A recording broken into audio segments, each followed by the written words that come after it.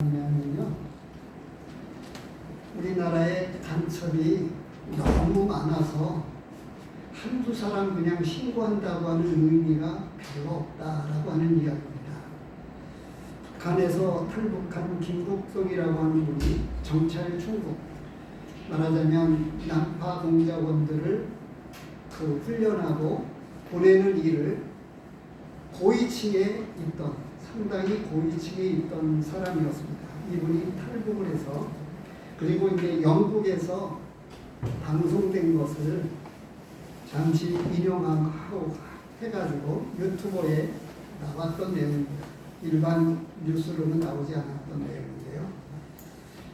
기도하고 말씀 보면 마태복음 오늘 10장입니다. 1절에서 15절까지.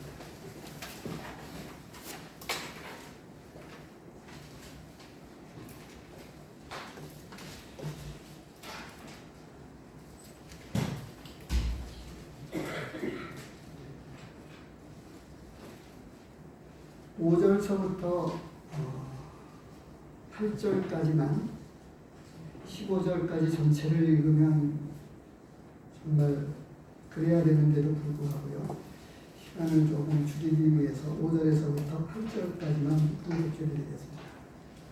예수께서 이 12를 보내시며 명하여 이르시되 이방인의 길로도 가지 말고 사마리아인의 고을에도 들어가지 말고 오히려 이스라엘 집에 잃어버린 양에게로 가라. 가면서 전파하여 말하되 천국이 가까이 왔다 하고 병든 자를 고치며 죽은 자를 살리며 나병원 자를 깨끗하게 하며 귀신을 쫓아내되 너희가 거저받았으니 거저주라. 오늘 본문을 가지고 거룩한 사명, 거룩한 사역이라고 하는 제목으로 오늘 이 10장 1절에서부터 15절까지 있는 말씀을 같이 나누도록 하겠습니다. 말씀을 조금 이제 깊이 들어가기 전에 우리나라에서 가장 크고 귀중한 일을 하고 있는 사람이 누구겠습니까? 누구일까요? 가장 크고 가장 귀중한 일.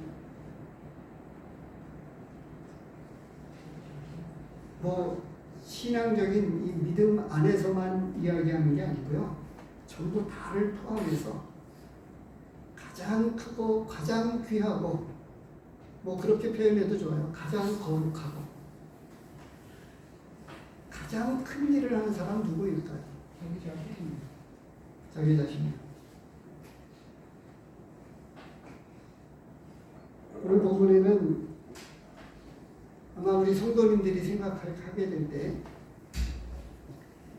우리나라의 최고 결정권자 대통령 한 사람이 우리나라를 좌우합니다. 대통령이라고 하는 직함이 그렇습니다. 대통령이 잘못되어지면 우리나라가 망할 수도 있어요. 근데 제가 정치적 이야기를 하려고 하는 건 아니고요.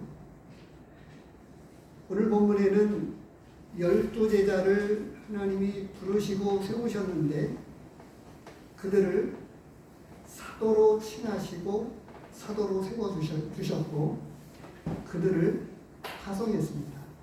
그들을 보냈습니다. 그래서 이제 이 12명의 제자들을 보내면서 예수님께서 하신 말씀을 가장 중요한 대목인 5절에서부터 8절까지의 말씀을 봉독해 드렸습니다. 나머지 내용도 다 중요합니다.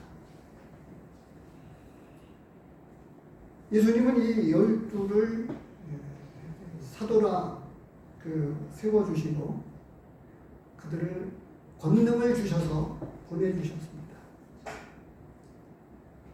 가라고 하셨습니다. 어디로 가라고 했냐면 이방인의 길로도 가지 말고 5절에 보면 그렇게 나와요. 이방인의 길로도 가지 말고 사마리아인의 고을에도 들어가지 말고 오히려 이스라엘 집에 잃어버린 양에게로 가라. 잃어버린 양에게로 가라. 이렇게 말씀하고 있습니다. 아까 제가 가장 크고 가장 무겁고 가장 거룩하고 가장 큰 일을 하는 사람이 누구냐고 제가 질문을 드렸는데요. 예수님께서 12제자 이 사도로 세우시고 그들에게 놀라운 권능을 주셨습니다. 어떤 권능을 줬냐 하면 1절에 보니까 더러운 귀신을 쫓아내며 모든 병과 모든 약한 것을 고치는 권능을 주셨다. 이렇게 말씀하셨습니다. 여기에는 이 권능이라고 하는 놀라운 능력입니다. 초자연적인 능력입니다. 귀신을 쫓아냅니다. 그리고 모든 병과 모든 약한 것을 고치는 능력을 예수님이 가지고 계셨던 그 능력을 사도들에게, 제자들에게 주셨어요. 나누어 주셨습니다. 그리고 이제 가서 잃어버린 양에게, 이스라엘 집에 잃어버린 양에게로 가라. 이렇게 말씀을 하시고 8절에 무엇을 말씀해 주셨냐면 병든 자를 고치며 이미 권능을 주셨는데 그 사역을 분명하게 위임해 주셨어요. 병든 자를 고치며 여기에 죽은 자도 살리는 죽은 자를 살리며 8절에 이렇게 나와 있어요. 나병한 자를 깨끗하게 하며 귀신을 쫓아내되 너희가 거저받았으니 거저주라. 그래서 이 잃어버린 양에게로 가라. 거룩한 사명입니다. 그리고 이 8절 말씀 거룩한 사역입니다. 이보다 큰 일이 있을까요?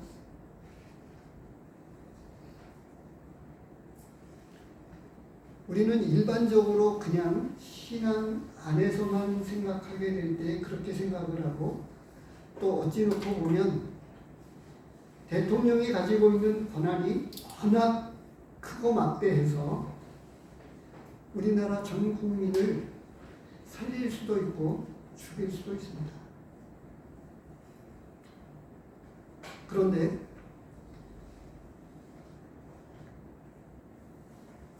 거룩한 사명을 주셨는데 아주 쉬운 이야기를 하면 복음을 전하라고 하는 것입니다. 하나님의 나라를 전파하라고 말씀하셨습니다. 가면서 전파하여 말하되 천국이 가까웠다. 천국을 다른 말로 이야기해서 하나님의 나라입니다. 하나님의 나라를 전파하라고 말씀하셨어요. 이걸 조금 축소시키면 복음입니다. 그런데 전도 왜 해야 할까요? 지금 예수님께서 위대한 명령이라고 이야기하고 있는 이 명령을 조금 접어두고 전도 왜 해야 할까요?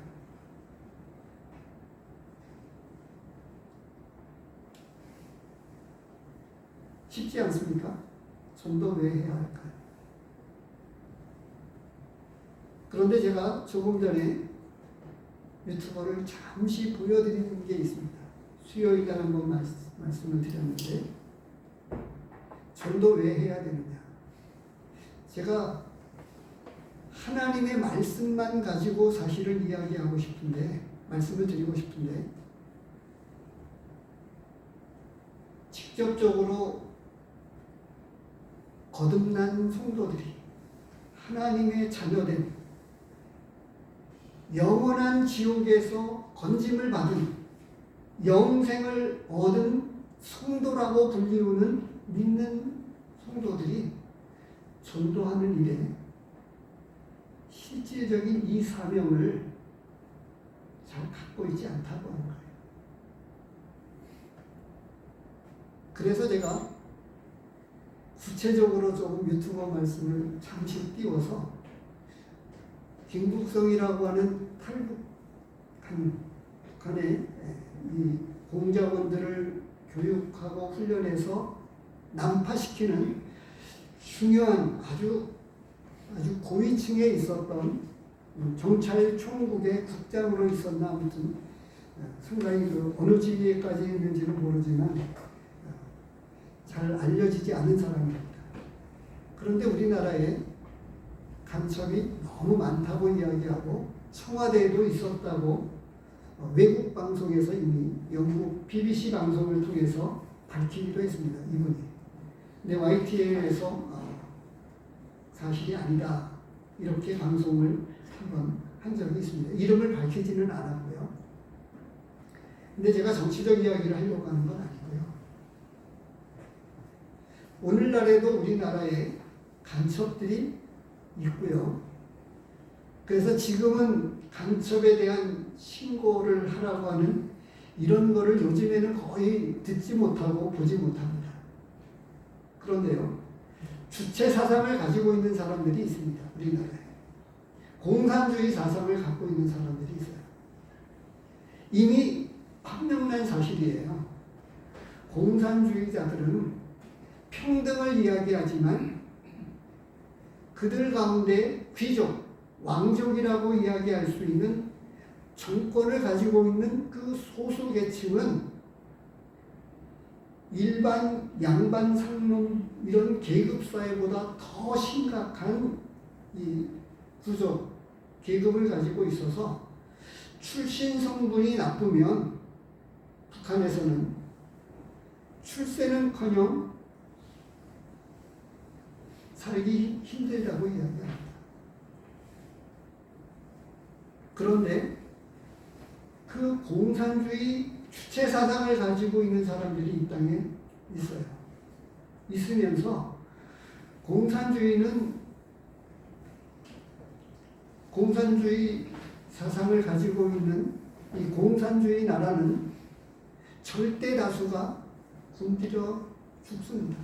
잘 사는 나라가 없어요. 다 망했습니다. 한 명이 남는데도 불구하고 주체 사상을 가지고 있는 이 공산주의 사상을 가지고 있는 사람들이 있고 그 간첩이 많은 곳에서 활동을 하고 있다고 하는 사실이에요.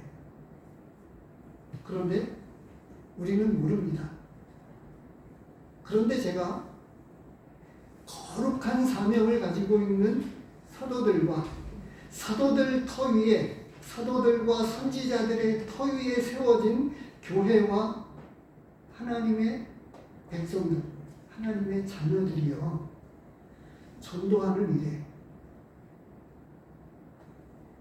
간첩들보다 주체 사상을 가지고 있는 공산주의 사상을 가지고 있는 사람들보다 그들이 가지고 있는 건 신념이에요. 사상이고 신념인데 사람들의 생각에서 나온 것이 아닌 하나님의 나라와 하나님의 말씀과 만물을 창조하신 하나님을 아버지라고 부르고 있는 우리가 하나님을 섬기고 있는 우리에게 주신 사명을 사람 생각에서 나온 사람의 사상인 공산주의 사상을 가진 신념을 가진 사람들보다 나타나지는 것은 형편없이 약하다고 하는 거예요. 왜 그럴까요?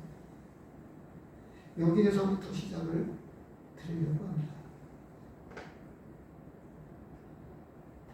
이것은 너무나 중요한 사실인데요. 그런데 이거보다 제가 지금 이것보다 더 중요한 게 오늘 본문에 있는 거예요. 가면서 전파하여 말하되 천국이 가까이 왔다 하고 하나님의 나라를 전파하라고 말씀해 주셨어요. 하나님의 나라.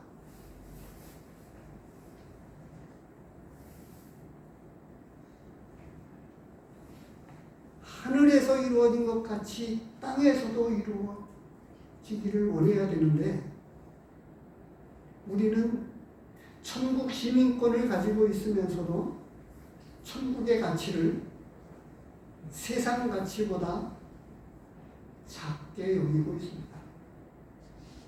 우리 삶의 결과가 그것을 우리 머리나 우리 가슴에서는 천국 시민권이 더 가치 있고 놀랍다라고 이야기를 하고, 그래서 그 영원한 가치, 영생의 소망에 관해서 우리는 조금 전에 얘기를 드렸습니다. 전에 그런 말씀을 드렸습니다. 믿지 않는 사람들 입장에서 보면 왜 매 주일마다 예배를 드리면서 예수님이 십자가에 못 박혀 죽으시고 고난받으시고 부활하신 그것을 기념하면서 왜 그렇게 찬송하고 감사할까요? 왜 예수님을 잊지 못해서, 왜 예수님이 그 고난받으시고 피 흘려 죽으신 것을 잊지 못해서 가슴에 끌어안고 눈물을 짓고 마음껏 그 놀라운 승리하신 우리 주님을 찬송하고 기뻐하면서 감사할까요?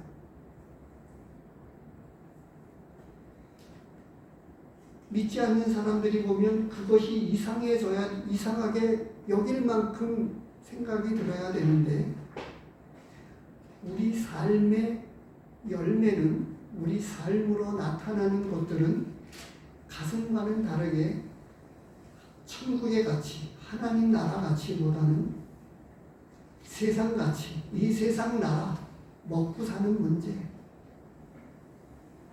권력을 잡고 잘 먹고 잘 사는 가치에 많은 실질적인 가치를 부여하면서 살아가기 때문에 하늘 가치, 영원한 가치, 천국의 가치를 세상 가치보다 못하는 것으로 모든 사람들이 그렇게 비춰지고 있습니다. 믿지 않는 사람들은 더 그렇게 받아들여집니다. 그래서 예배 드리는 것이 그렇게 와닿지 않고, 예배 드리는 것이 그런 이야기 들어보셨죠? 너 나에게 설교하지 말어. 지루하다는 얘기예요. 설교는 지루한 거고, 설교에 대한 느낌, 하나님 말씀을 듣는다거나 예배를 드린다는 것은 믿지 않는 사람들의 이야기에는 지루하고 그 쓸데없는 시간을 허비한다, 이렇게 생각을 하고 있는 거예요. 조금 나은 것은 종교적인 위안을 얻어서 예배라고 하는 형태를 가지고 기독교 안에 한 발을 디뎠지만, 여전히 세상적 가치를 가지고 종교적인 위안을 삼고 있는 사람들이, 믿지 않는 사람들은 그렇다 치더라도 또 그런 사람들은 또 얼마나 많이 있습니까? 그런데 오늘 본문에서 이 12제자들을 부르셔서 하나님 나라를 전하는, 선포하라고 명하셨어요. 그래서 거룩한 사명입니다. 그 어떤 가치보다도, 그 어떤 큰 일보다도 말할 수 없는, 왜냐하면 사람의 가치를 사망보험금 해가지고 하지요. 아무리 그래도요, 사람의 가치는 그 무엇으로도 가치를 매길 수가 없어요. 천하를 얻어도 생명을 잃으면 무슨 소용이 있겠느냐고 말씀해 주셨습니다. 우리가 잘 아는 말씀이죠. 오늘 본문에서 이런 사명을 주시기 전에 우선 첫 번째로 1절을 통해서 12제자를 부르셨어요. 그리고 예수님이 가지고 계셨던 초자연적인 권능을 제자들에게 주셨다고 나오고 있습니다. 이것을 저는 첫 번째로 특별한 선택이다라고 말씀을 드리고 싶습니다.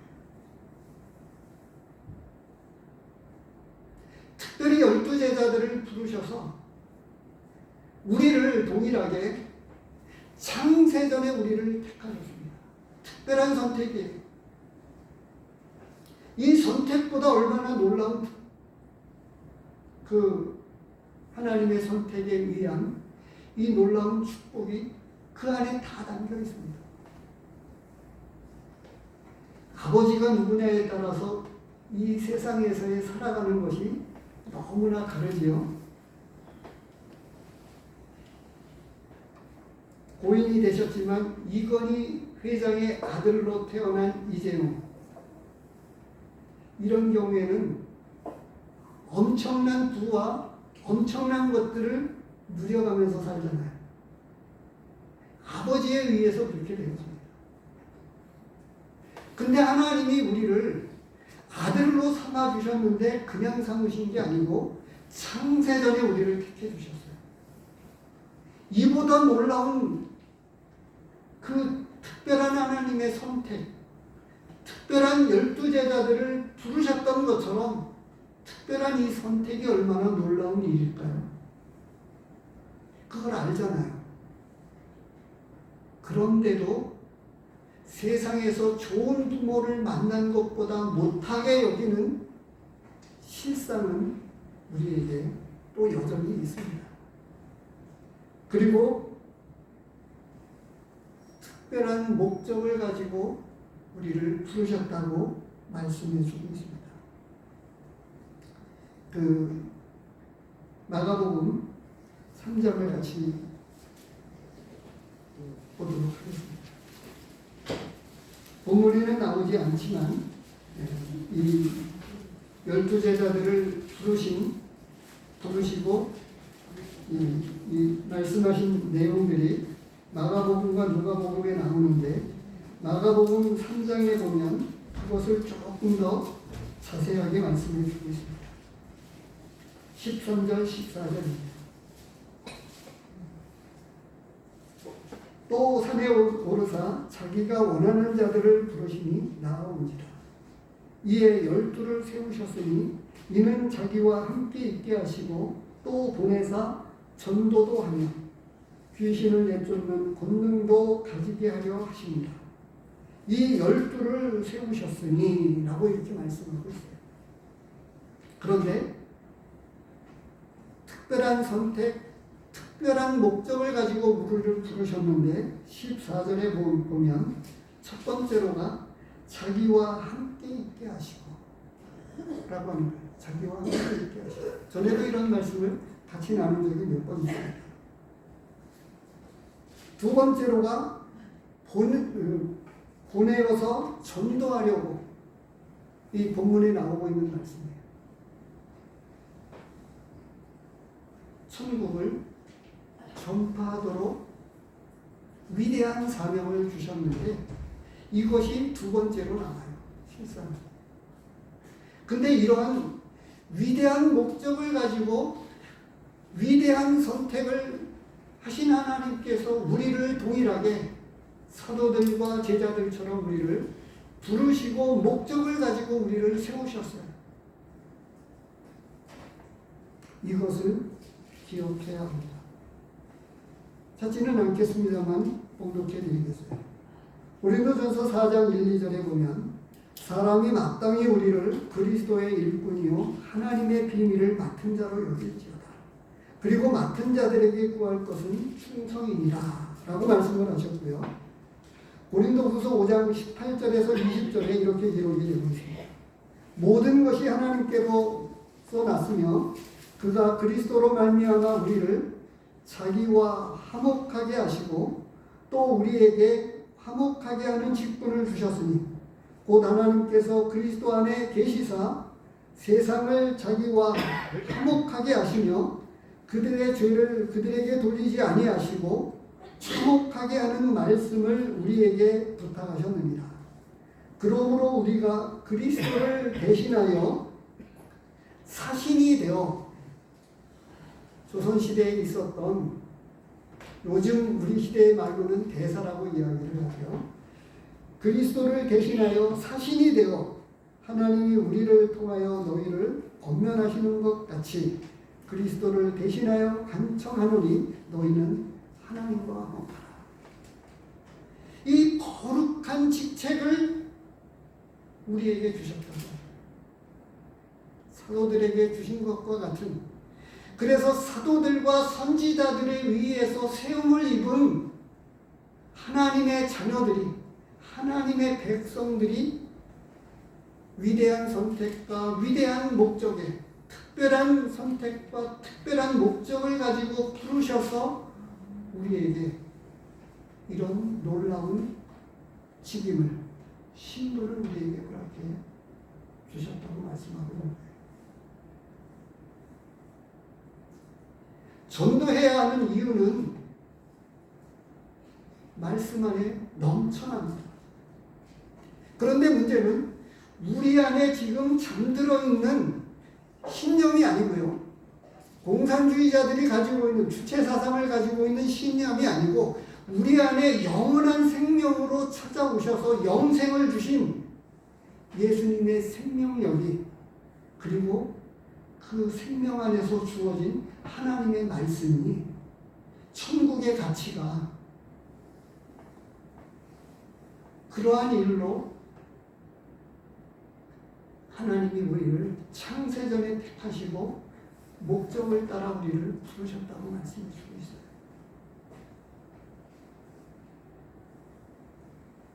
세상 사람들은 알지 못합니다. 천국의 가치가 얼마나 가치 있는지. 사람들은 이야기합니다.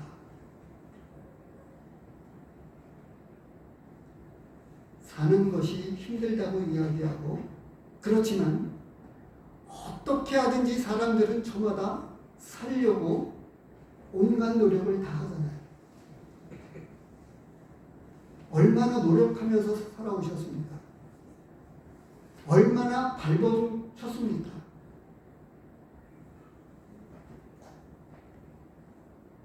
튀르키예에서 일어난, 옛날 지명 터키죠, 시리아를 비롯한 이 지역에 수만 명의 사람들이 지진으로 인해서 죽었습니다.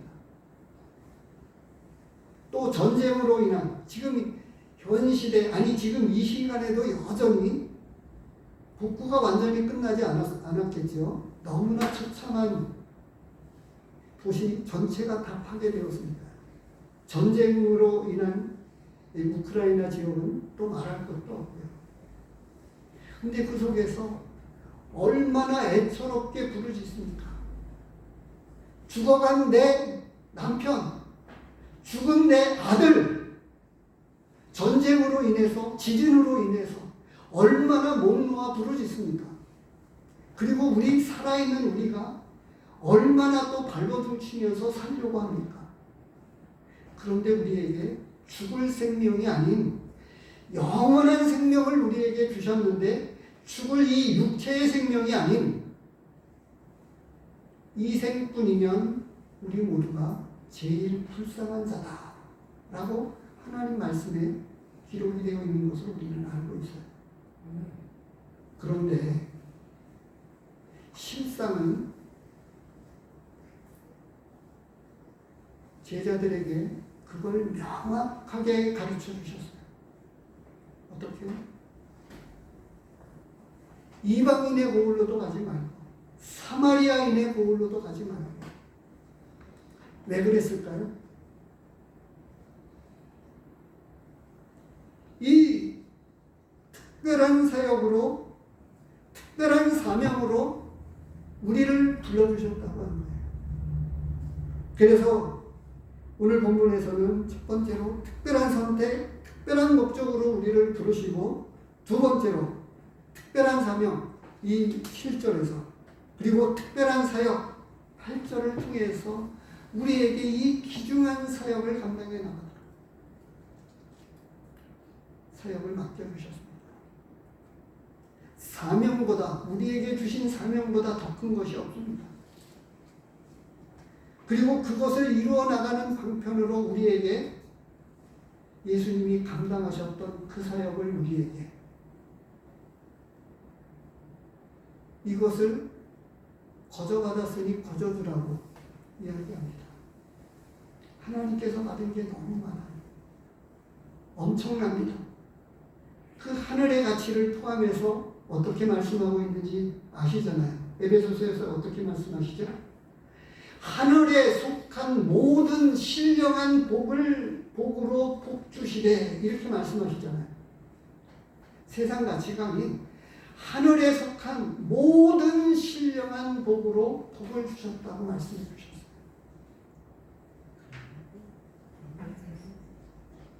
아직도 그 가치가 얼마나 크고 놀라운지는 그 나라에 가면 지금 우리가 알고 있는 것은 세 발의 피보다 못할 것이다.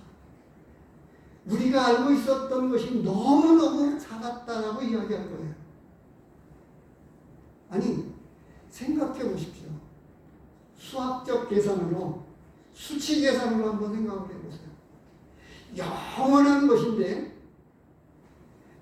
100년 안에서 누릴 수 있는 이 육체의 생명을 포함한 100년 안쪽에서 누릴 수 있는 그것이 얼마나 가치 있다고 해도 일장 춘몽에 지나지 않는다고 하면, 꿈과 같이 100년 안에 끝난다고 하면 영원히 아니 끝이 없는 영원한 세상에서 누리게 될 왕같은 왕노릇하리라 라고 말씀하고 있고, 곳곳에서 면류관을 우리에게 주시겠다고 말씀을 하시고, 슬픔도 눈물도 죽음도 없는 곳이라고 말씀을 하시고, 이렇게 부분적으로만 조금 말씀을 해주셨어요. 그런데 이런 것들을 위해서 살기보다는 그 위대한 놀라운 것들을 거저 주었으니까 거저 섬기라고 말씀해 주고 있습니다. 거저 주라고 말씀하고 있습니다. 그리고 그것은, 권능은 예수님에게 있던 것을 우리에게 나눠주신 거예요. 그런데 이 12사도들은 그 일을 그래도 예수님 살아생전에는, 공생의 기간 동안에는 제대로 일을 못했습니다. 언제 제대로 했죠? 예수님이 죽으시고 부활하시고 승천하신 다음에 이제 그들이 정신을 차리고 진짜 전승에 의하면 톱으로 켜서 죽었다라고 하는 이런 전해져 내려오는 이야기도 있습니다. 아무튼 다들 순교했습니다.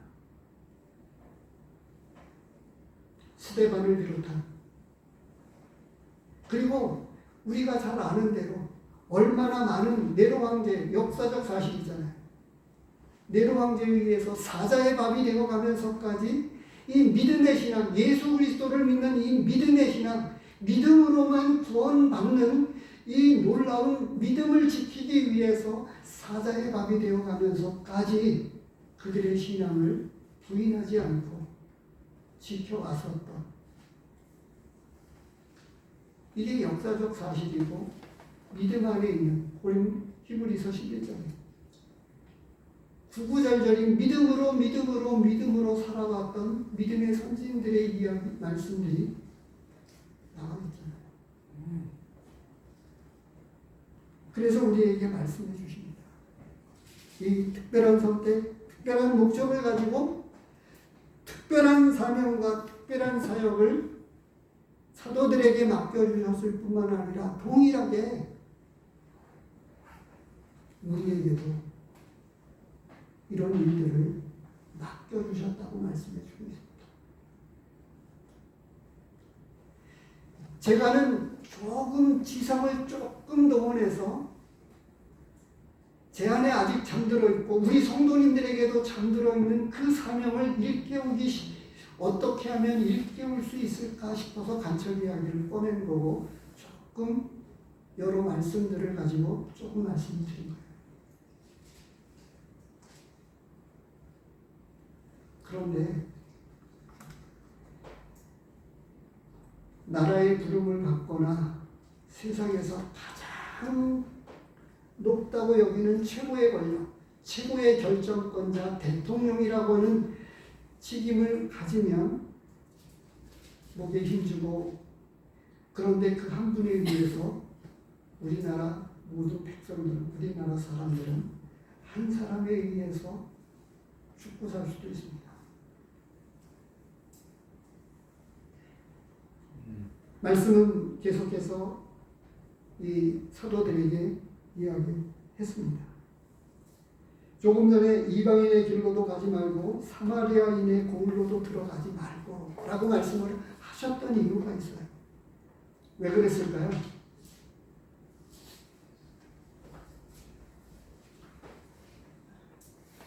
이방인에게도 사마리아인의 고을은 뭐냐면 유대 민족의 고을들과 이방인들 접결 사이에 혼혈 민족으로 여겨지는 사마리아인들이 살고 있었어요. 섞여 있었습니다. 그런데 그들에게도 가지 말고 이방인에게도 가지 말고 이스라엘 집에 잃어버린 양에게로 가라. 아주 조금 더 쉽게 이야기해서 이스라엘 내 백성에게 집중하라고 말씀하고 있는 거예요. 집중하라. 왜냐하면 예루살렘과 사마리아와 땅끝까지 이르러 내 증인이 되라고 말씀을 하셨어요. 나로부터 내 가까이에서부터 시작을 하는 거예요. 나중에 이 마태복음 28장에 가면 제자들에게 예수님은 확대해서 말씀하셨습니다. 초기에는 시작은 이스라엘 집에 잃어버린 양에게로 가라고 말씀을 하셨지만 28장에 가서는 모든 족속으로 제자를 삼아라고 말씀을 하셨어요. 근데 집중하라고 하는 의미에서 그 일을, 왜냐하면 공생의 기간 동안에 예수님은 이 유대 땅 베들레헴에 태어나셔서 이 유대인들을 위해서 못 맞춰서 그러면서 장차 있게 될 이방인 우리에게까지, 아니 그리고 모든 영혼들이 앞에 있는 말씀들을 보십시오. 산상수훈을 시족해서, 아니 다윗의 족보를 통해서 이 땅에 사람으로 찾아오신 예수님이 어린 양이 한 사람 어린 아기로 태어나신 예수님께서, 그런데 경배를 받으시고 자라서 사람들과 하나님께 은총을 받으시다가 때가 되었을 때 성전에 가셔서, 그리고 광야에 가셔서 시험을 받으시고, 그리고 산상수훈이라고 하는 이 제자들을 말씀을 가르치시고, 진짜 복이 무엇인지를 말씀을 하시고, 그 가운데 앞에 전이 되는 예수님의 생명의 역사가 어떻게 나타나는지를 믿는 사람들이 손만 얹으면, 옷자락만이라도 만지면 내가 간절히 원하고 예수님을 부를 때에 부르는 자를 구원하시는, 주의 이름을 부르는 자에게 구원을 주시는 이런 놀라운 영생의 전이, 생명의 전이가 예수님에게서 나오고, 그리고 하나님의 마음이 앞의 시간에서 앞에 있는 말씀을 통해서 어떻게 말씀하셨습니까? 너무나 급하셔서 모든 사람이 구원함을 받으며 진리를 아는데 원하시기를 원하셔서 나중에 가서는 끝에 뭐라고 말씀하셨습니까? 직접 일꾼을 세우시고 보내시면 되는데 주인에게 청하라고 하나님의 그 깊은 마음을 우리에게 나눠주셔서, 아까 마가복음 3장에 말씀하고 있는데도 자기와 함께 있게 하시길, 사랑의 대상으로 우리를 부르셨기 때문에 하나님은 우리와 동역하기를 원하시고 우리와 함께 나누시기를 원하시는 그 마음을 가지고, 그리고 그 사역을 지금 사도들에게 위임하고 있는 거예요. 그렇게 연결이 되어진 거죠.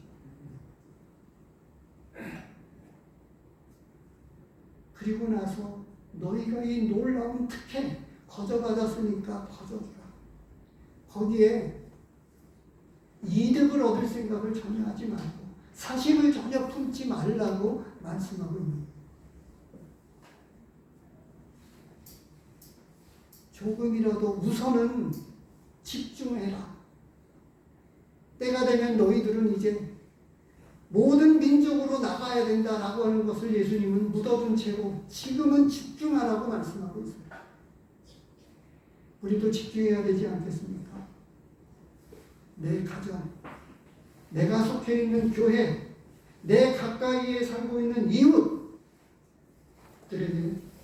집중하시고 때가 되면 높이시고 때가 되면 넓혀주셔서 우리에게 큰 일을, 지극히 작은 것에 충성된 자에게 큰 것을 맡기신다고 말씀해 주신 대로 우리가 지금 집중하게 될 때 하나님은 큰 일들을 맡겨주실 것입니다. 이 특별한 사명에 어떻게 충성해야 되느냐? 9절부터 보면 너희 성대에 금이나 은이나 동을 가지지 말고 여행을 위하여 배낭이나 두보로스티나 신이나 지팡이를 가지지 말라. 이는 일꾼이 자기의 먹을 것 받는 것이 마땅하다. 숙소 문제와 여행을 위한 여러 가지 준비물, 왜 이렇게 말씀하실까요? 한마디로 이야기하면 전적으로 나만 의지하고 나만 바라보면서 하나님을 의뢰해야 된다. 의지해야 된다. 그리고 인도하심을 받아야 된다라고 지침으로 내려진 세부 사항들은 다른 복음서, 마가복음이나 누가복음에는 자세하게 기록되어 있지 않아요. 이와 같이. 나중에 70명의 제자들에게 마태복음에서는 70명의 제자들 파송 사건이 파송하는 일에 대해서는 나와 있지 않습니다. 그런데 이 사도들에게 이 12제자들을 파송하는 이 일에 마가복음에서나 누가복음에서 기록된 내용을 살펴보면 마태복음만큼 이와 같이 세밀하게 구체적인 세밀한 내용까지 이렇게 기록된 내용이 없습니다. 그런데 이렇게 말씀하고 있습니다. 또 11절에 어떤 성이나 마을에 들어가든지 그 중에 합당한 자를 찾아내어 너희가 떠나기까지 거기 머물라 라고 말씀합니다. 지금 당장 그들을 통해서 감사한 마음을 가지고 접대하고 이런 일들은 하가도 무방하지만 그러나 일을 추구하거나 욕심을 챙겨서는 안 된다라고 말씀해 주고 있고 이러한 것들 가운데에서 하나하나 주님을 의지하고 주님을 바라보면서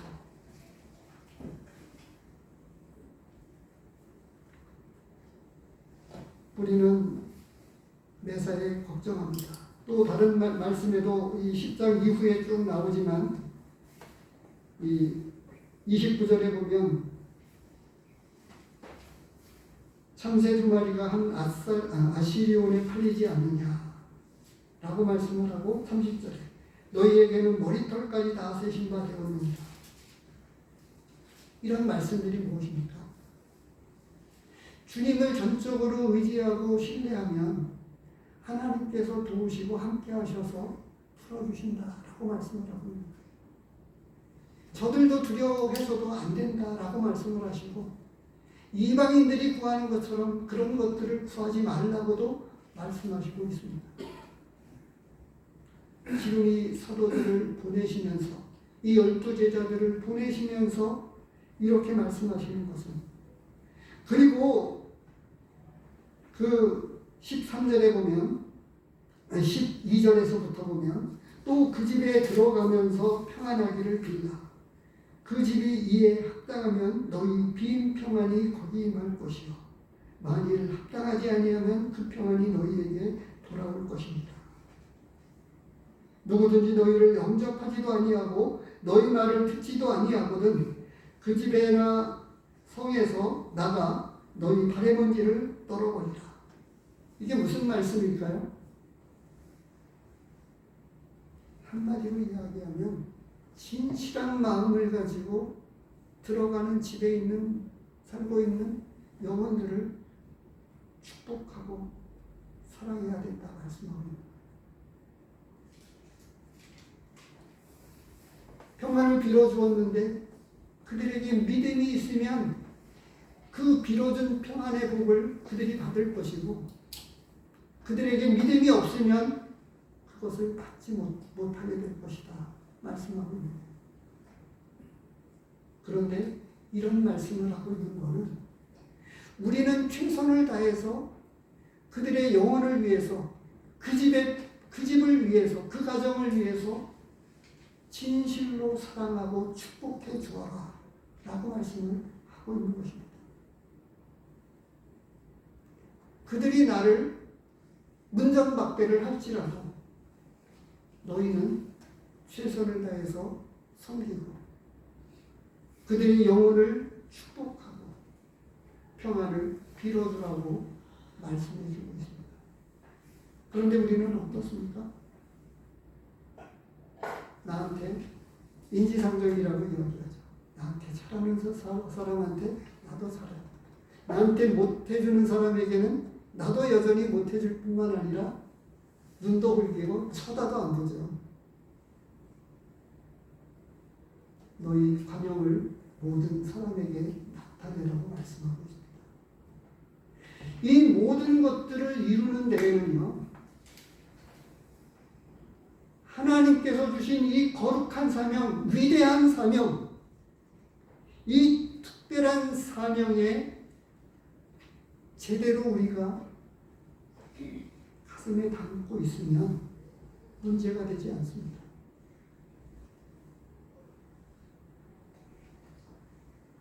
아마 그런 일들을 다 해보셨을 거예요. 내 가정을, 내 식구들을 소홀히 하고 있는 가족, 그런 부모님 혹시 보셨나요? 내 책임이잖아요. 내가 돌봐야 할 책임이잖아요. 근데 하나님께서 주신 사명은 그 책임보다 더 큰 책임입니다. 틀립니까? 내 식구를 책임져야 되는 그 책임보다도 하나님께서 주신 이 사명의 책임은 그보다 더 큰 책임이라고 하는 거예요.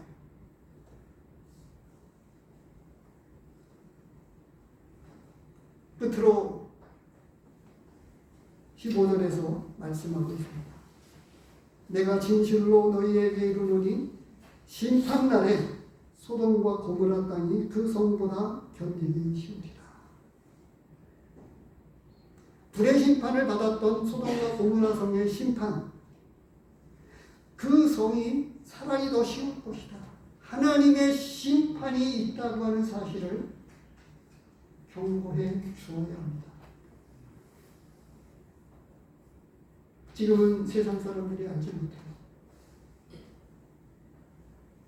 우리 서진영 선생님이 들으라 지옥에서 들려오는 통곡 소리를 해가지고 이 전독 책자를 자세하게 읽어보시고 감동이 되셔서 따로 그 책을 찾으셨어요. 이 전독 책자가 몇 박스 이렇게 주문해서 왔는데 유독 그 책자가 없었습니다. 그래서 그 책자를 따로 주문을 했는데 몇십 건이 왔습니다. 말씀에 나와 있잖아요. 내 형제 5이 있습니다. 사람들이 지옥에 간다고 하는 것, 전도해야 되는 이유는 너무나 많습니다. 그런데 위대한 명령, 위대한 사명, 그 사명을 왜 우리는 우리 안에서 그 책임을, 그 사명을 왜 우리에게는 신념을 가지고 있는 사람들보다 못하게 나타나는 것일까요? 이미 우리 안에 이루어진 사실은 구원은 우리가 그토록 목놓아 감사하고 찬양할지라도 부족하다고 생각하는데 실상은 내 삶의 열매들은 이 위대한 사명, 거룩한 사명, 특별한 사명이 우리 안에 제대로 가슴에 자리 잡지 못하기 때문입니다. 그런데 제가 생각하는 것은 사도들이 이 당시에 12제자들이 예수님에게서 받았던 이 위대하고도 특별한 사명에 집중할 수 있었던 그 원인이 어디에 있었을까 생각을 해봐도 답이 잘 안 나옵니다.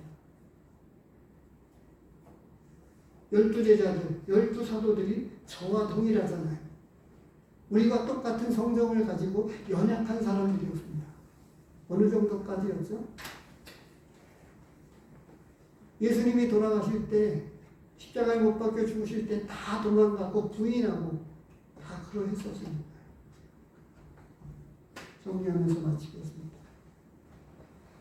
우리에게 거룩한 직분과 사명을 주셨습니다. 성령님의 역사하심을 의지해서 감당해야 합니다.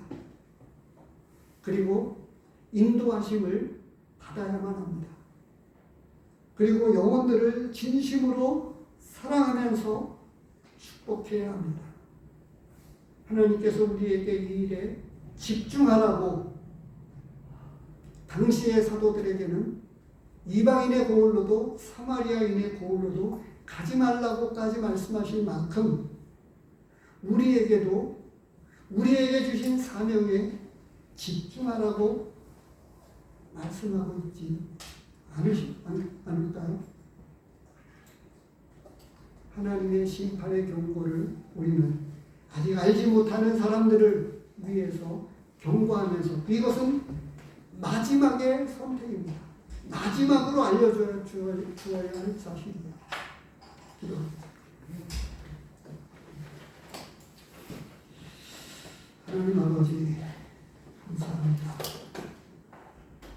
우리에게 영생의 축복, 천국의 가치, 영원한 가치를